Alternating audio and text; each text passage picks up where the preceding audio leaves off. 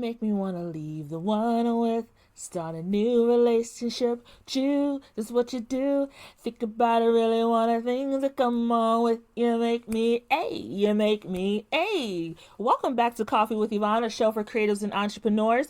I'm Yvonne Pearson, your host and the founder of PinkDollhouse Marketing. And if you cannot tell, I am still vibing off that performance that Ursha Baby gave us at the big game on Sunday night. Okay. Anyway, for those of you who were not familiar with the impact of Usher being on that stage, let's roll back the receipts, shall we, before we get into this episode. Usher has been around since I was a teeny bopper, as early as I can remember. I remember when he was on Brandy show Moesha as her love interest. I think his name was Jeremy, if I recall. But his discography and also relevance to pop culture has spanned almost 3+ decades at this point. And for Usher, songs like You Make Me Wanna, It's 7 o'clock on the dot, you know what, the song he did with Beyonce, Loving This Club Part 2, baby. Remember when I used to come on the club back in the 2000s with your little peplum and your plastic belt with the layered necklaces? You remember when you had that Incredible Hulk? Take it back for you. But Usher has managed to stay relevant after all this time and still stay true to his R&B roots. So to see him in the past, I would say couple of years since the pandemic, really further skyrocket into stardom and GOAT status, because I know y'all like to crown someone else the king of R&B, but the receipts aren't the same. Anyway, to see him perform multiple sold out shows in Vegas, to get this Super Bowl spot, to still releasing albums, to having a voice that's still taken care of and that can project to thousands in a crowd. Your favorite faves in these days, not a lot of them can do that. But anyway, that performance was wonderful. I'm looking forward to see his sold out tour, how that marketing strategy is going to look with the rollout. They've been doing some teasers. I won't be attending the tour because I'm still recovering from my Beyonce tickets, to be honest with you. But I know quite a few people who are trying to go to the show, so I'll be living vicariously through them with their content. Anyway, we have a great episode for this podcast. We're closing out our financial and investment series with Thomas G. Bolen III. He's going to close it out with us talking about buying back the block, investing in your communities. And Thomas, as I shared before on social media, go ahead and check those videos out, is a real estate investment broker in the space. So he deals more with commercial properties, and then he also uses his knowledge to help uplift communities by giving them the tools that they need to successfully operate a brick and mortar business. Operating a business online is completely different than having a standalone store or location, and Thomas really takes his knowledge to help those get ahead and know what they need to be successful. So before we get into that, let's get into our What's the Brew. So grab your coffee and let's chat. Okay. What we got? Oh, speaking of goats, Beyonce. Beyonce reveals the launch of her new hair care line, Sacred. This was reported out by Women's Wear Daily on February 7th, so this past week. The title reads, Beyonce's latest beauty venture follows the release of her C'est Noir fragrance last year. Okay, to summarize, she's entering the hair care industry and announced her new business venture, Sacred, via social media as she does her usual drops. Again, if you want to learn more about Beyonce's marketing strategy, go ahead and watch the Marketing Magic with Beyonce on TikTok or Instagram underneath my profile. But she launches via social media and her website, Beyonce.com. This will roll out later this month. It looks like February 20th. And the product line looks to feature items fit for a variety of hair textures. She wrote under the caption, Hair is Sacred. The journey begins February 20th. The teaser shows Mama Tina salon headliners in Houston where Beyonce once worked sweeping up hair.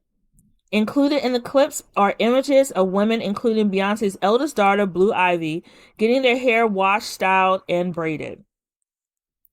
The products have not yet been revealed. However, a publicly accessible trademark request, business model, File in the summer of 2022 cleared Sacred for the production of hair care preparations, candles, vitamins, supplements, electric hairstyling tools, and other wellness-focused goods.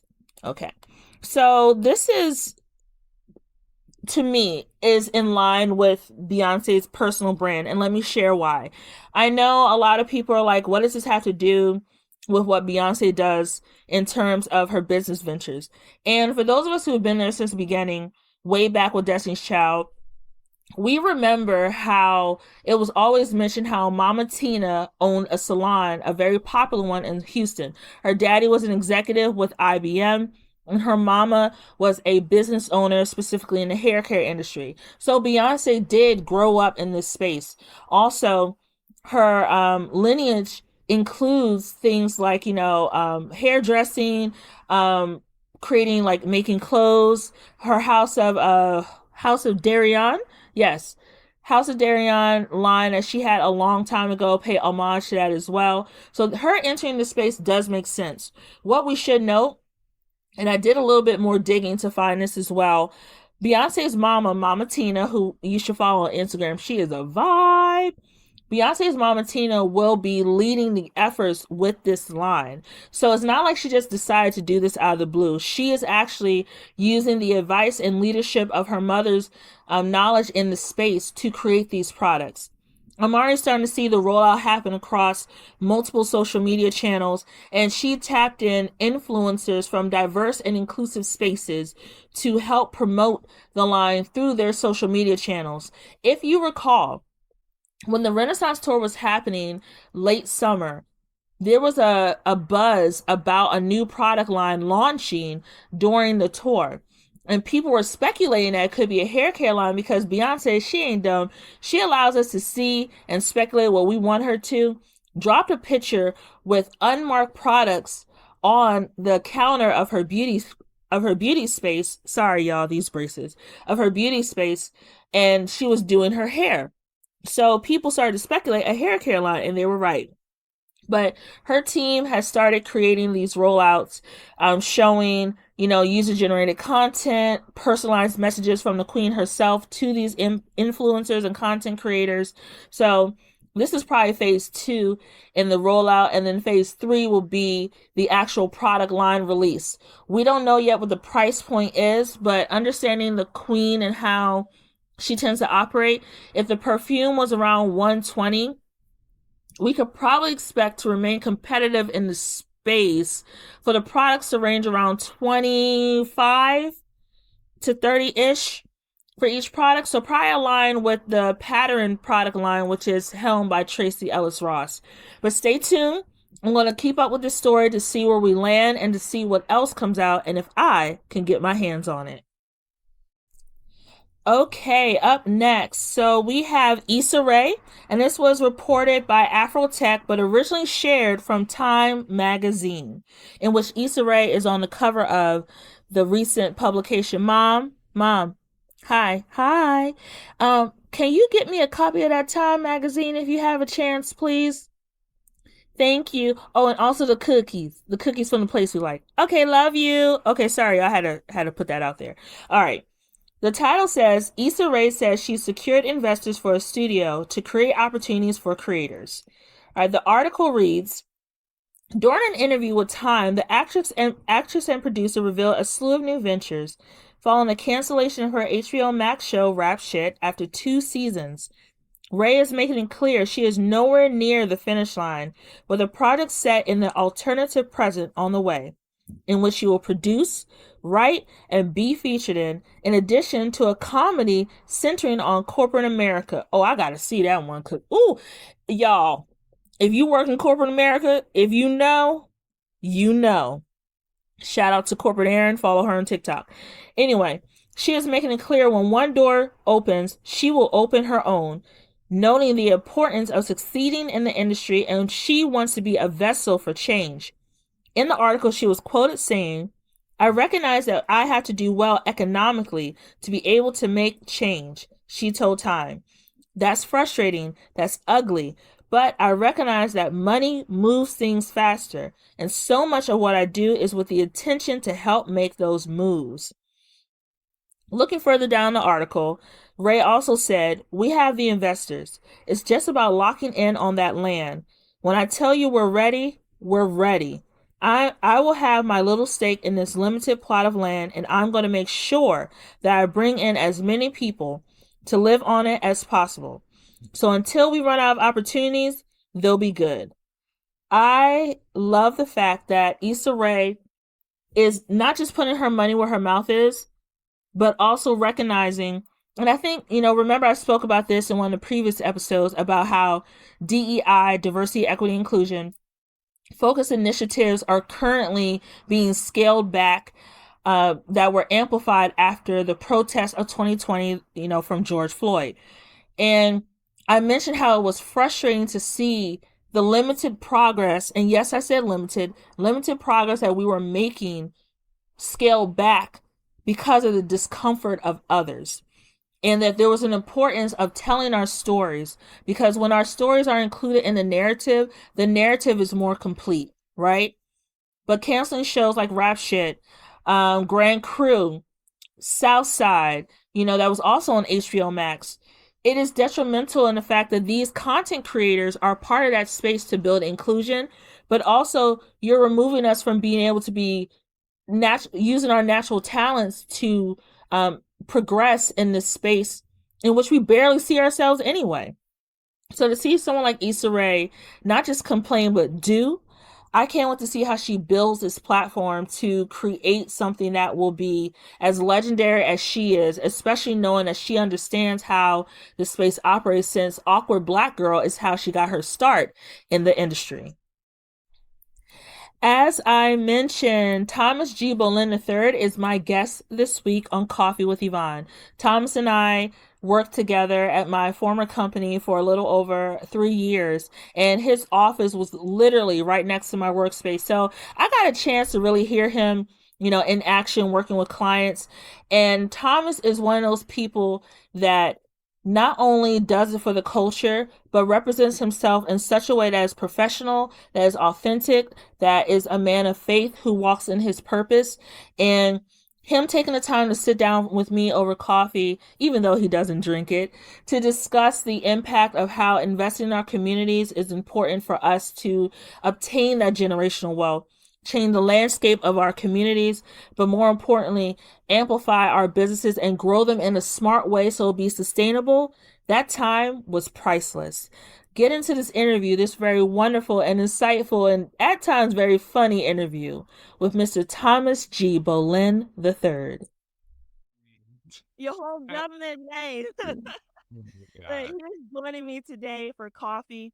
And we're going to do a bit of a different conversation. I know sometimes we talk about buying back the block and investing in our communities, but how can we actually do that? And how can we get insight into building our businesses into ventures that are successful? So, Thomas here today is going to give us that great insight with his role with my former employer. If you need to know who it is, you could check my receipts on LinkedIn. I'm not going to give you all my business.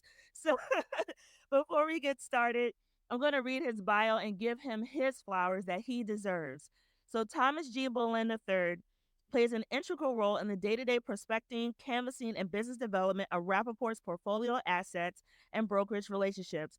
Prior to, he played a role in the growth of a Florida-based Crossman and Company. He has over 7 years in retail real estate industry and has closed more than 90 million, yes, M's, bands on bands on bands, in lease and sales value. He received his bachelor's and master's in business administration from Florida A&M and HBCU. I bleed orange and green. Are you done? Can I finish your bio, I'm sir? fine. I'm fine. Okay, okay. And was a percussionist in their incomparable marching band. He earned the distinguished 2015 to 2016 ICSC Foundation Fila Fellow Award, where he helped increase ICSC student memberships among diverse student populations. In 2020, he has been elected and selected to serve in the inaugural launch of ICSC's Next Generation Leadership Network, a select group of future leaders that consists of 59 young professionals from all industry sectors across US and Canada. Not only is he great and integral in our community, but he is committed to growing and influencing the commercial real estate industry. Locally, he serves on the Young Leaders Committee with DCBIA and was awarded the 2022 DCBIA Young Leader Achievement Award. He remains very active with DMV Restaurant Black Restaurant Week and is professionally licensed in VA, DC, MD, and Florida. This year, he was also appointed to ICSC's Board of Trustees as a next generation trustee. And with that being said, welcome to Coffee with Yvonne Thomas.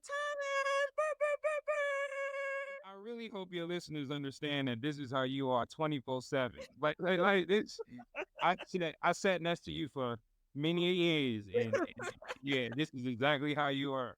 I keep trying to tell people this is not an act at all. And now I'm on your podcast. I'm humble. Thank you for But asking. you know what? This was on the books back in what, 2021, 22? We were talking about this? Yeah, I think I will say you gave me like an entire year's worth of heads up.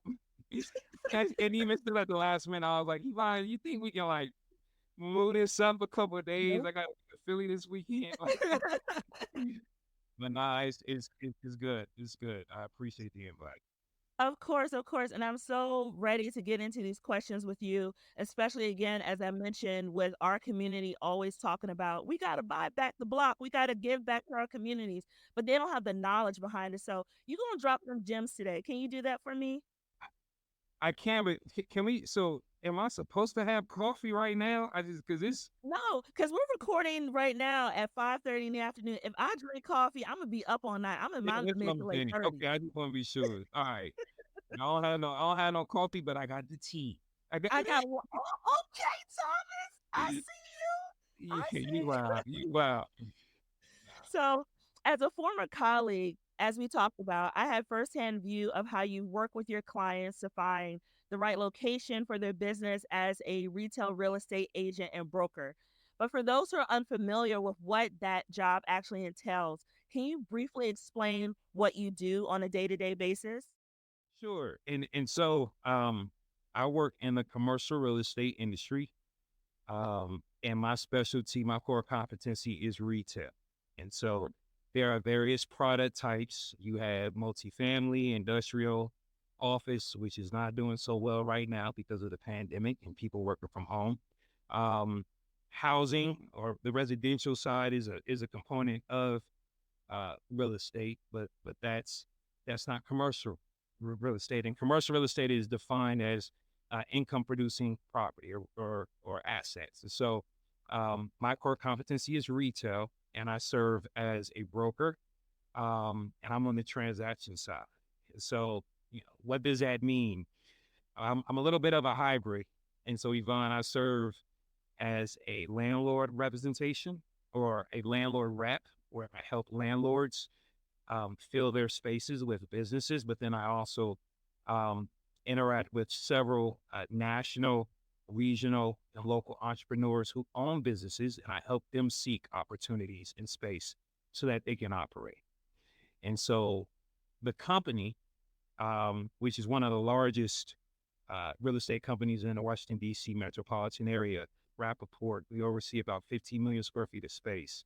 And it's a good platform because I'm able to work with Rappaport, but then I'm able to advise other landlords. We call those third party clients.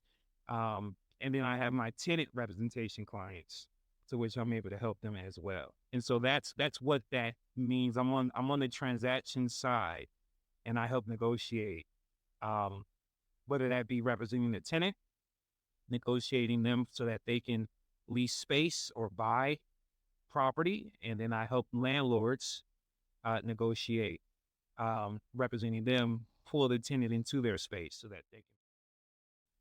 And I appreciate that explanation because there's always a lot of confusion about, you know, shopping centers and who gets to come into those spaces X, Y, and Z. So, why were you inspired to go into commercial real estate? Like, what made Thomas go, "This is for me"?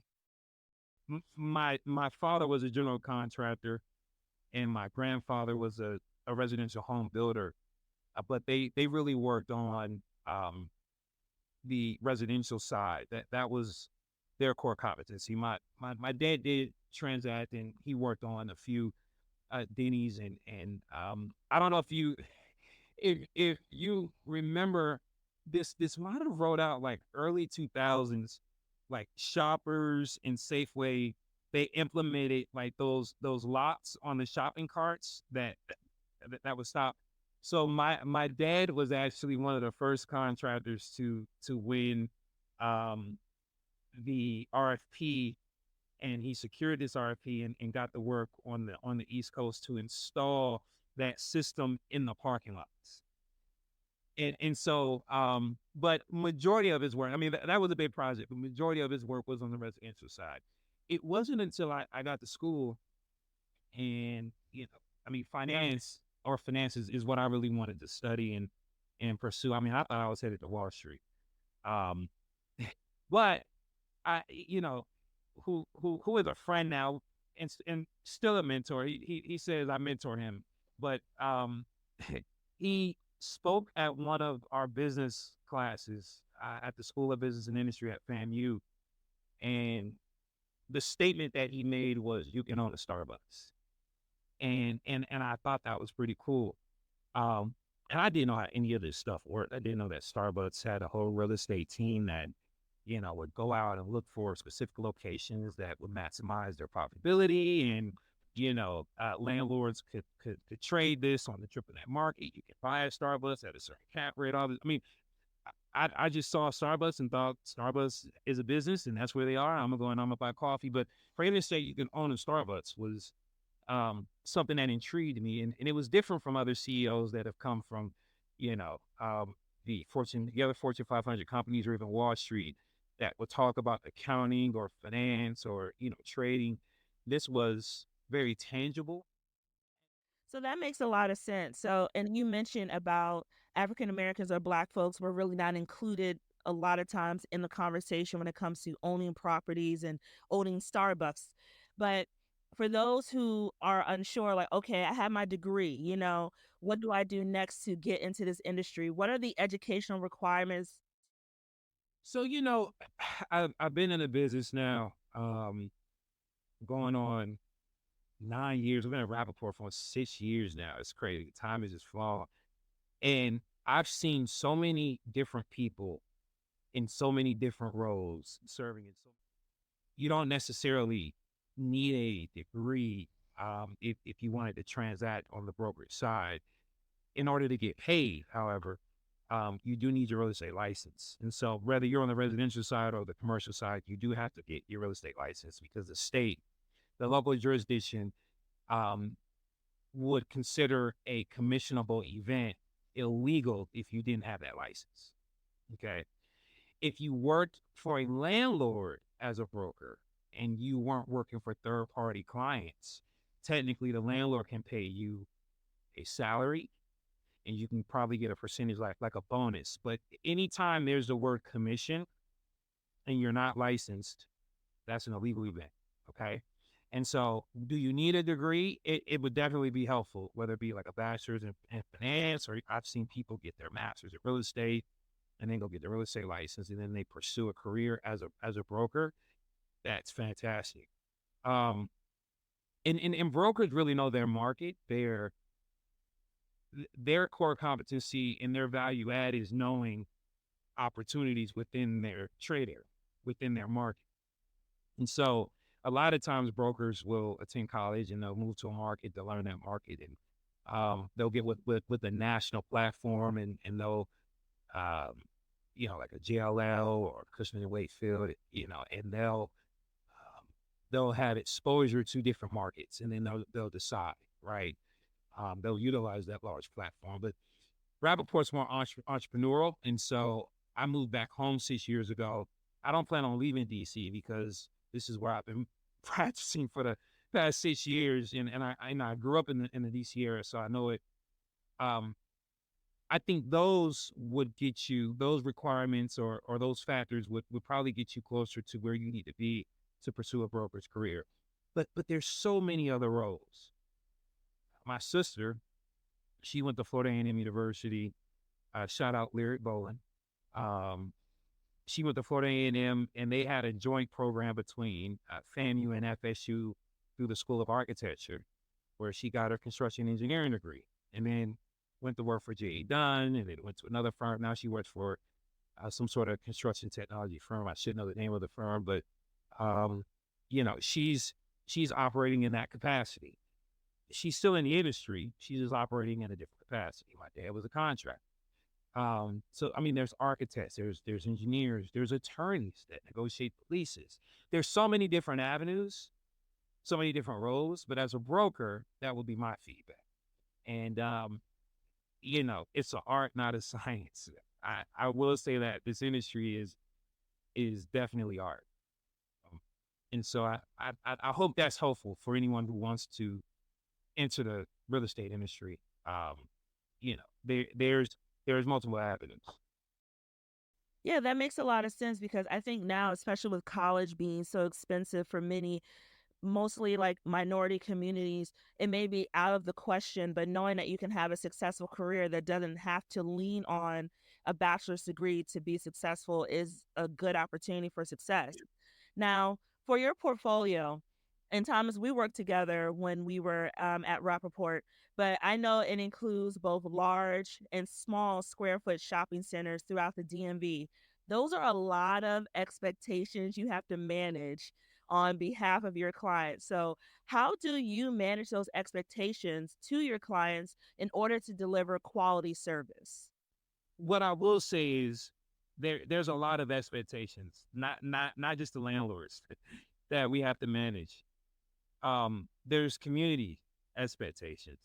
I think every community wants a Whole Foods or a Trader Joe's. There are the clients' expectations. Those clients have investors, they have expectations. Um, what's being built, or you know, I will say that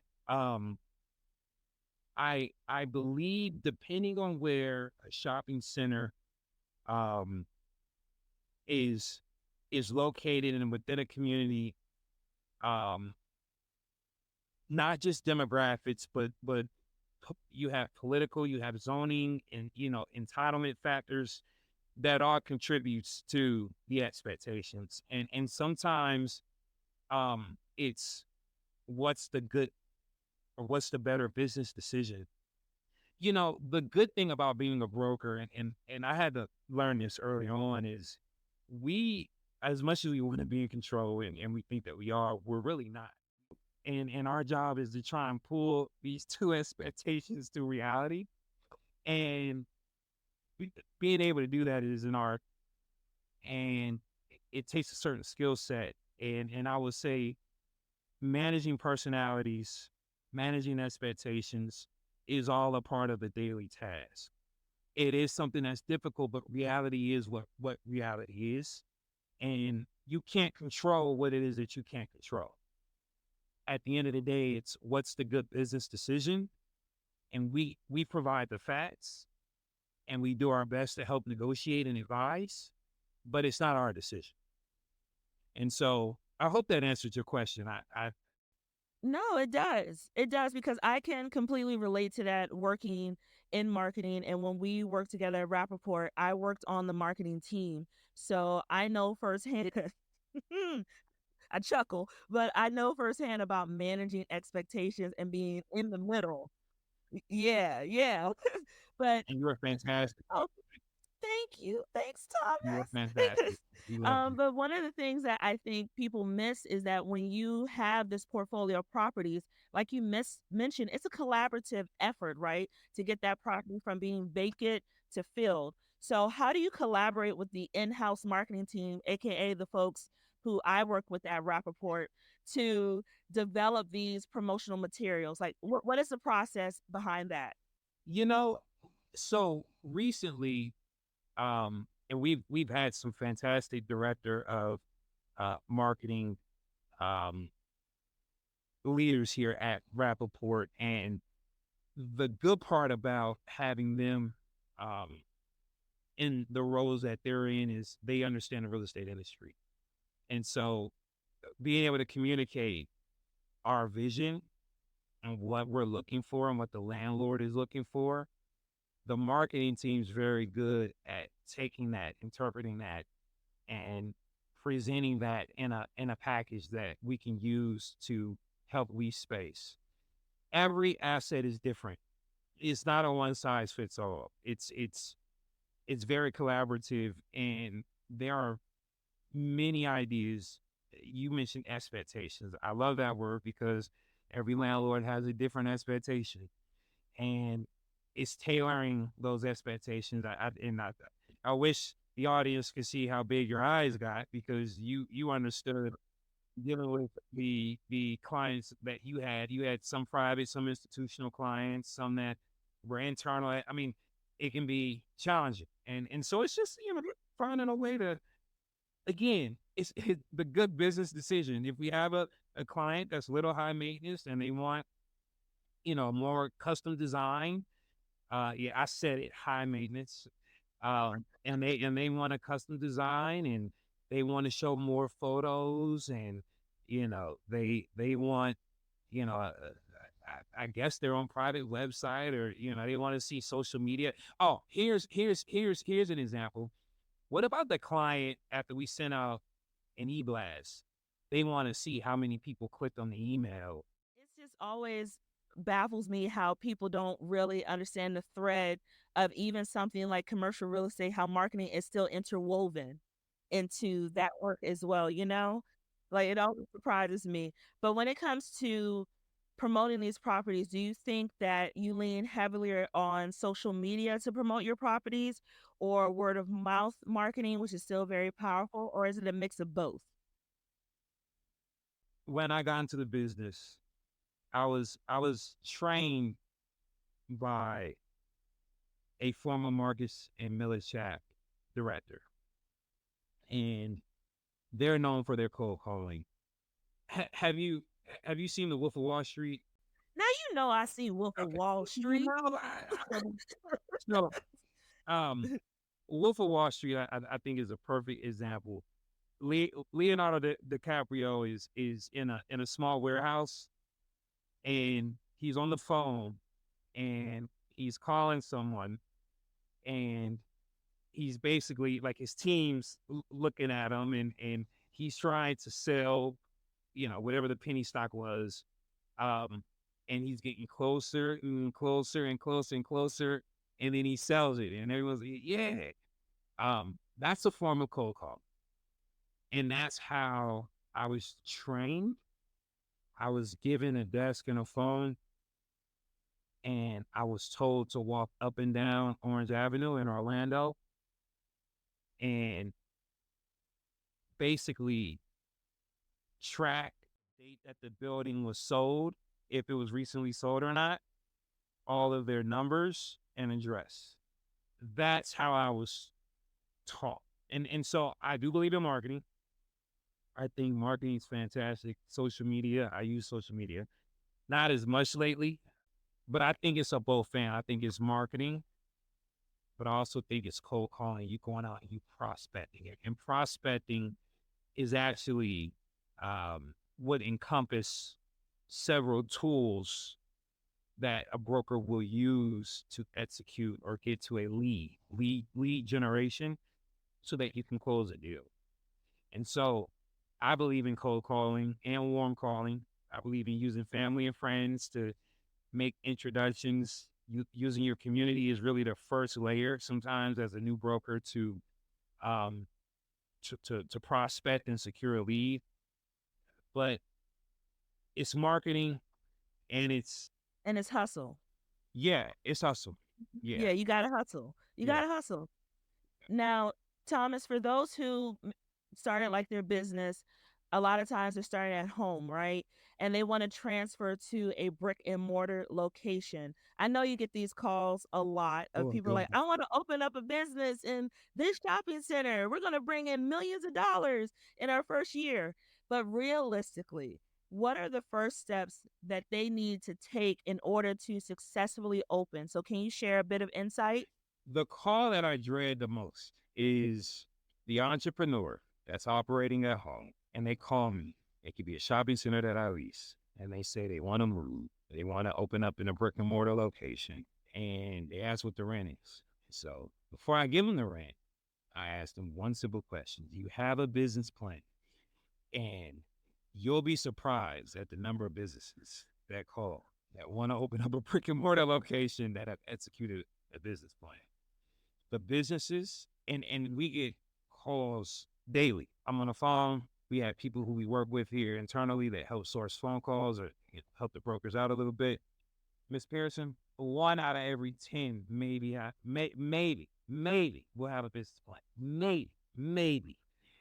The the fundamentals of operating a business within a brick and mortar, really understanding the business fundamentals, that's so important because rent is a function of your total business plan. If you're not profitable, or you don't know what your gross revenue is, or you don't know what your overhead is going to be minus rent, you don't know your cost of goods, there's no way that you can convince me, who's representing a landlord, to even sign a lease with. Our people who are operating in the four walls of their home, you have a record of what it is that you've been doing, what you've been selling.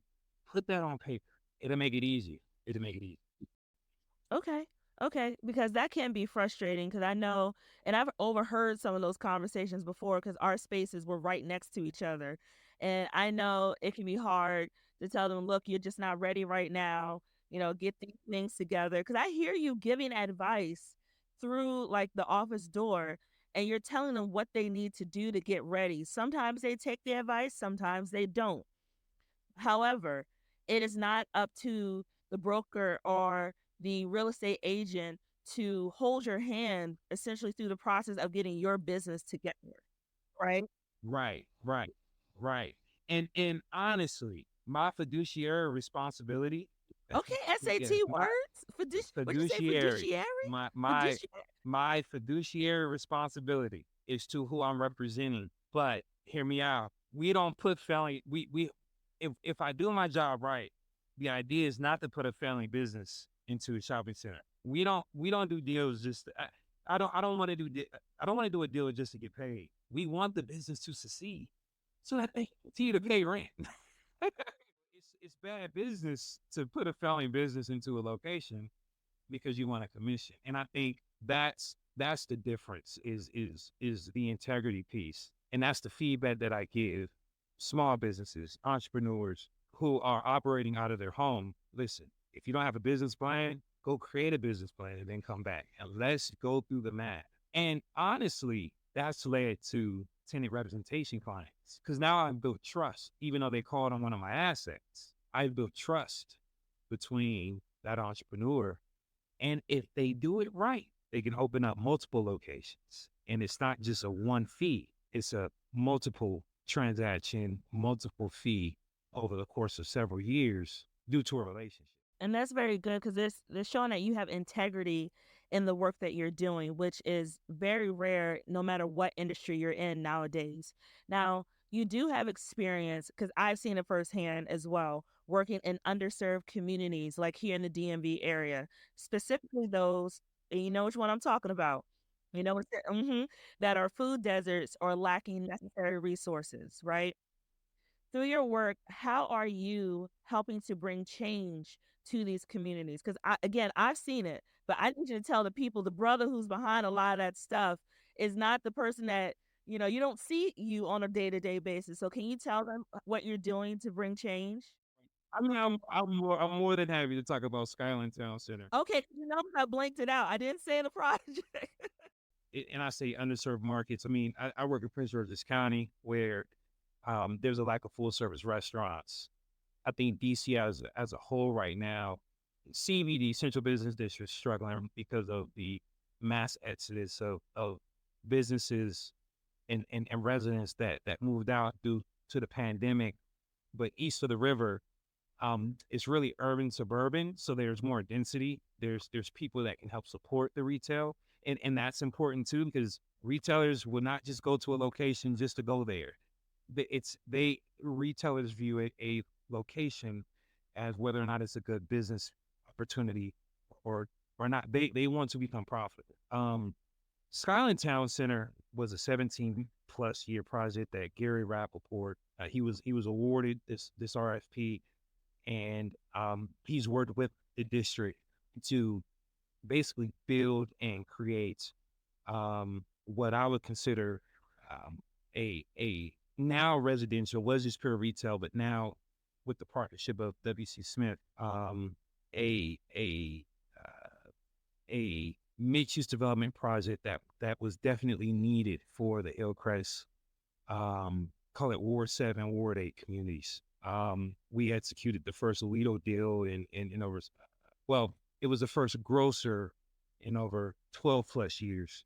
And we've executed full service restaurants, et cetera. And I can go into further detail. But when merchandising, and that's planning out, talk about pre-development and the types of uses we want to go into a development, when planning and when merchandising, we really wanted to ensure that we had a number of community businesses that were included in that overall merchandising plan. And that's important because a lot of times the developer is seen as the evil person coming into a community, and we throw around the word gentrification very, very loosely. And what I will tell you is, you have a community like Hillcrest that, several homes that are over 800,000. In fact, during 2021, it was actually during the pandemic, 2020, there was $1 million home that sold for the first time ever in Hillcrest. And in 2021, there was another home that was sold that beat that record. And one of my boys sold that house. There's money back there. The issue is there was a gap. There was a need. The community, unfortunately, had to leave the Ward 7 and Ward 8 community east of the river to go either into Prince George's County or across the river into the city, to get their basic needs. And that was an issue. And so we worked with the local community to ensure that there were small businesses. The franchisees, for instance, of Tropical Smoothie are from Temple Hills and grew up in DC as well, and they hired from the community. There's instances like that we were proactive in ensuring that we didn't just bring the national tenants in. We also had a handful, or I would say a collective group of entrepreneurs that were vested in the community to ensure this development was a working, living, inclusive ecosystem. And that is important. That is important. Now, I really appreciate you saying that because, like you said, sometimes developers are looked at like the person who's going to ruin the community, and they're going to come in and make all this change, and a whole new group of people are going to come in and push everyone out. But that project you mentioned, Skyland, which the marketing person who's in charge of it, hi, Cal. That's my boy. But you guys collaborated a lot on that project, and it was just wonderful to see that grocery store move into the neighborhood. Fun fact, my mom, when we first moved down here, she stayed in the Hillcrest Heights area before she got us our place when we moved to PG County. So she was very familiar with that space. And when we went there, I think it was last year, she said, wait a minute. I just want to give you your claps for that, because that is a project a lot of people don't know you are involved in, and that has created positive transition for that community. There's a major issue that's happening in the retail industry.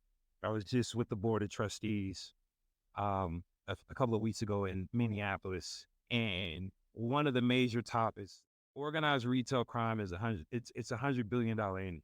Let me explain something. There's a difference between organized retail crime and opportunistic crime.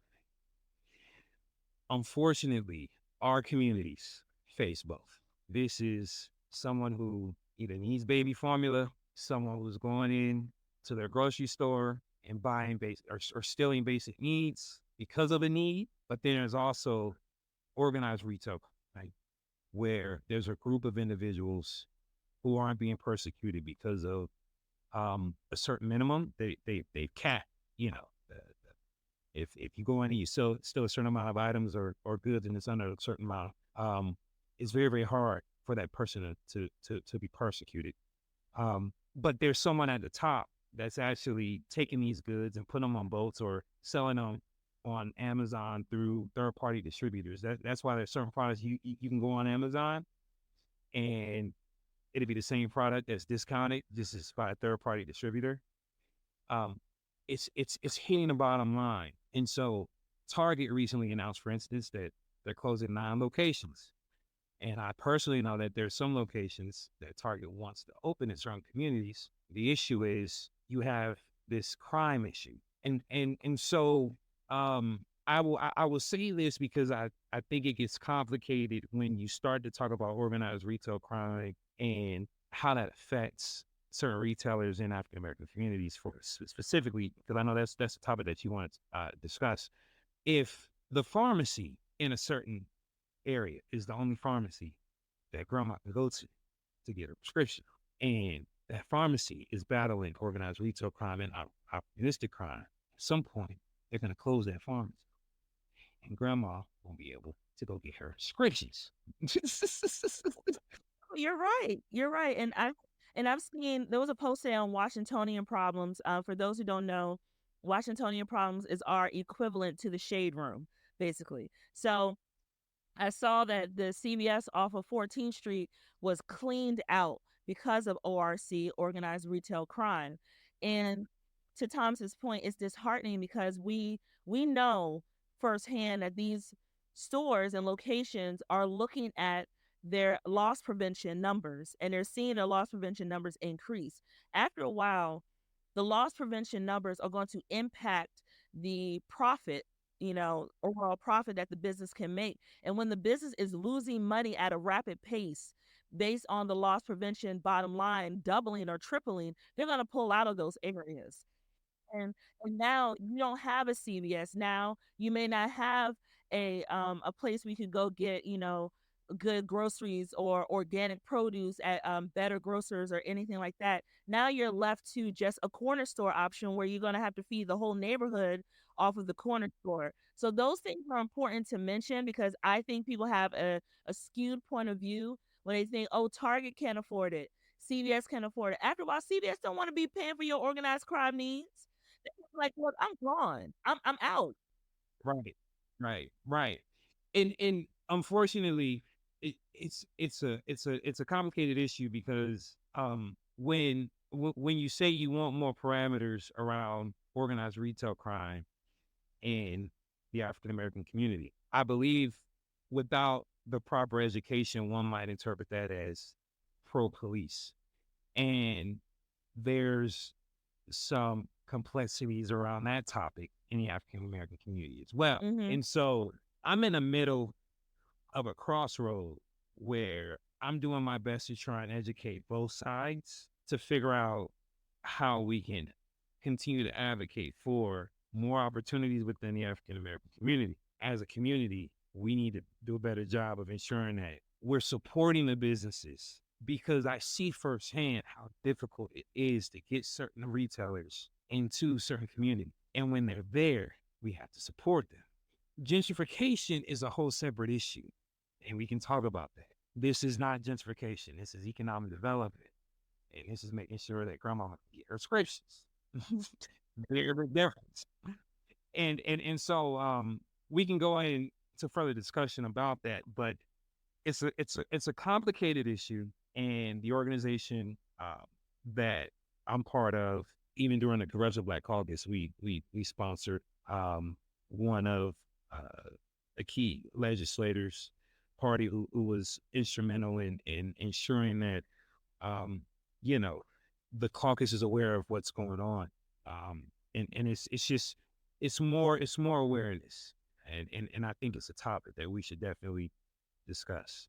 If we're doing what we can on the landlord and tenant side to ensure that certain product is in our community, the community, there's certain levels of accountability that needs to be given, and it's, again, there is opportunistic and it is organized and it's effective as both. Mm-hmm. Mm-hmm. And I'm glad that you made that difference between gentrification and ORC. Can you briefly explain to the listeners what is gentrification? Because there's always confusion about what it is, what it means, and its impact. So can you dive into that for me, please? Yeah, yeah. It's gentrification is when there is displacement in a community, when there is displacement of residents who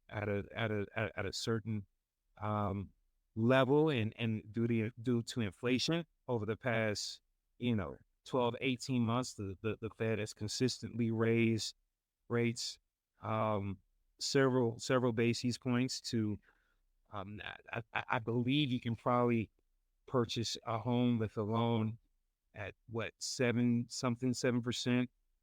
I think as high as maybe 8. Whereas when I purchased my condo, I was at a 3.5% interest rate. My sister was at a 3.25. And then when I purchased I purchased a house at FAMU when I was in college. And this was like 2013 or so, 2013. I think my interest rate was like two something. So um, it's a different environment. But what I will say is, if people want to take the opportunity, who might not be able to afford it now, to save, your credit score isn't where it needs to be. Get your credit score right, because at some point, there is, some question of where interest rates will be. The goal is to slow the economy down. It's hyper right now. It's very expensive. I used to put $20 in my tank. I drive a Hyundai Kona. It's a crossover. It's costing me like 40 some dollars. The scenario that I would like to give is, picture someone running on a treadmill. The Fed is just simply increasing the incline, and that's what interest rates are doing right now. And it's slowing down. It's slowing down construction. It's slowing down, certain assets that are being traded and moved in on the capital market side. It's a tool that's being used to just slow the economy down. So it's doing what it's supposed to be doing. At some point, we're going to need to speed back up, or we're going to need a better pace. And so it'll take some time. And at that time, you'll have money saved up. If you're working on your credit score, you'll be in position. So I would encourage those to just get in position. I don't know if it's gonna come in a year. I don't know if it's gonna come in 2 years, but it's gonna come right on time. I sound like my grandma right now. So Yeah, I was about to say, it's getting preacher. It's getting preacher. But that's important to know, Thomas, because if you stay ready, you don't have to get ready. And I think when it comes to home ownership, my mom, she owns her home down here in the DMV area, and my closest friends, they own their homes as well, and they talk to me about the process. And to see my mom be a homeowner, every time I come over to the house, I'm always inspecting the property. I'm looking around the neighborhood like, why they ain't pick up that bulk trash yet? Why haven't they done this? Did you call them about X, Y, and Z? Because I know that that home is also my legacy. And if I take interest in the home she has now, I can maintain that legacy and continue to build. and you learn a lot during that process. Buying a home, you learn a lot. It will definitely humble you. But I just want to know from you, because I know and just being transparent, Thomas, you're one of the few Black brokers and commercial real estate agents I have ever seen. Even in when we used to go to like networking events, you're one of the few in the room. And as someone who comes from a field where I have experienced being the only a lot of times and the few in my field, how do you handle that, essentially that pressure? And then what advice do you have for anyone who is experiencing being the few and the only, whether they're a minority or they identify outside of the parameters of, being like LGBTQIA plus? Like, how do you deal with being unique, in your field and stay true to yourself? Therapy. Yeah. Better I preach. mean, Well, therapy. Um, I let me say this. I got into the industry in 2014. It's 2023. There are more African Americans in this industry that are in retail real estate now than there were when I got in. And then one of my mentors, Freddie Lewis Archer, she was the first um, African American and African American woman in the DC area to transact on the retail commercial real estate side. We have prayer every Wednesday, by the way. She's like a mom to me. Um, and she'll tell you there were maybe two that would attend the major conference in Vegas. Um, Locally, you got Akil Pyatt, who's at Rappaport now. Um, Young leader, working on his cold calling, but he's doing well. I love it. I love it. Anthony Jeffrey.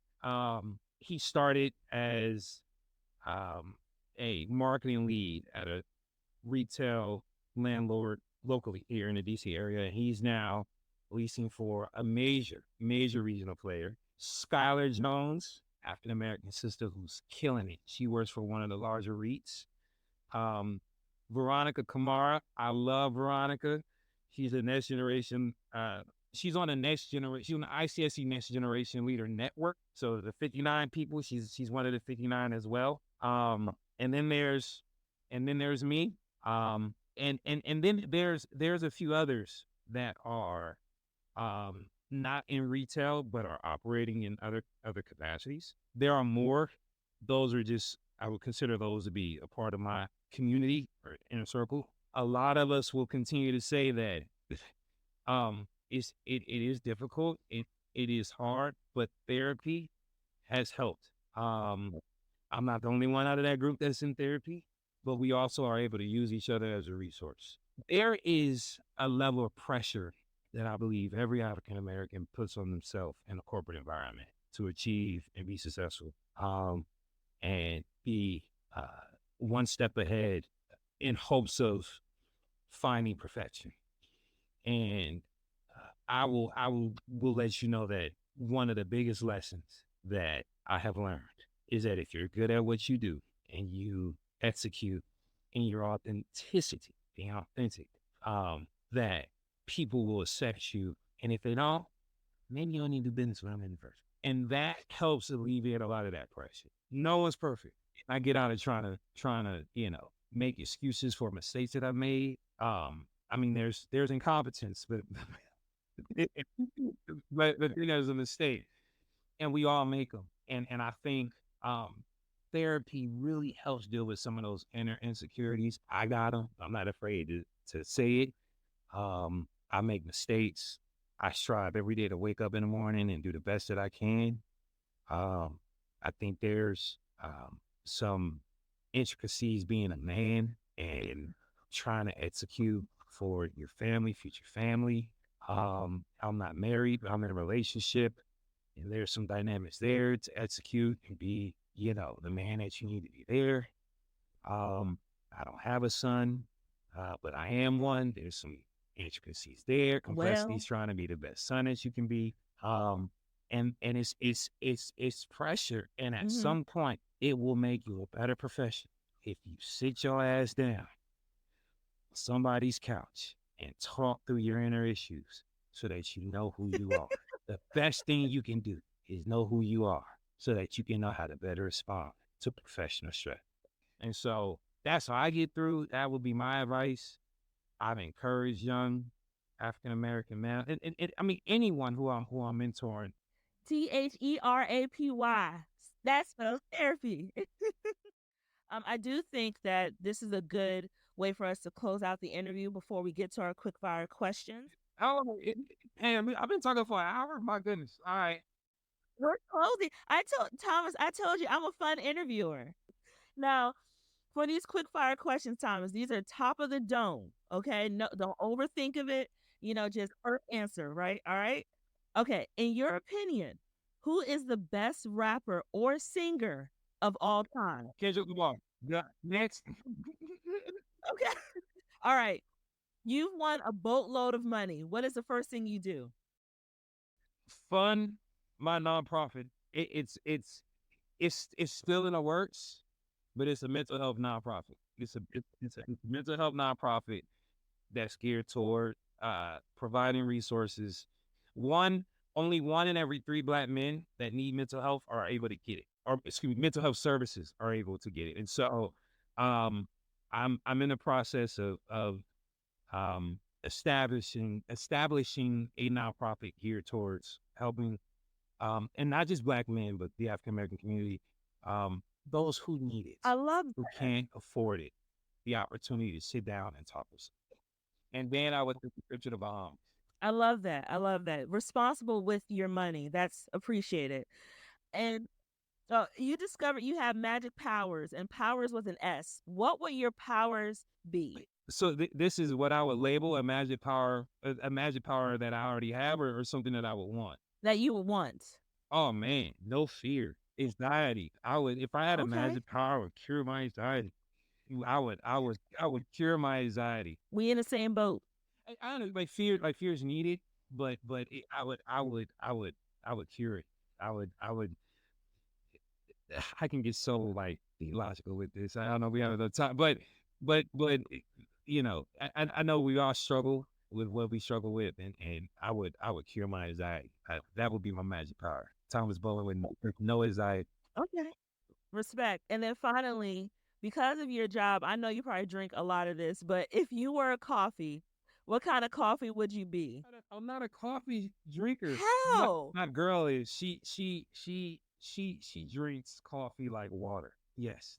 But I tell you, I don't know how. I don't think I need caffeine. But if I was, I recently had it was a butter mocha. Hmm. Nah, it was a brown butter mocha. It was some drink that she ordered for me, and I was like, oh, this is good. It was like, yeah, it was a brown butter mocha. I guess I consider myself to be like dark roast, but Okay. but but this brown butter mocha was it tastes good. So I guess if but like I'm me personally, I'm like a dark roast. Okay. Dark roast with your chest. You say it with your chest. Yeah. I don't know if y'all want me on coffee, I'm gonna just keep it a buck. That's true. You are high energy already. I thought you were on coffee this entire time. That's just you. Well, Thomas, thank you so much for joining me for coffee today. Can you tell me how the people can find you? Like, I know you're on the socials, but how can they learn more about you, your work, and this nonprofit that you're creating? What if I don't want nobody to follow me? What you throwing me out like put me out That's there like that? I'm behind the scenes. I'm kidding. I'm on LinkedIn. If you wanted to connect with me professionally, Thomas Bolen the third. Find my name on LinkedIn. I'm on and off Instagram these days, but Tommy the third. That's TOMMY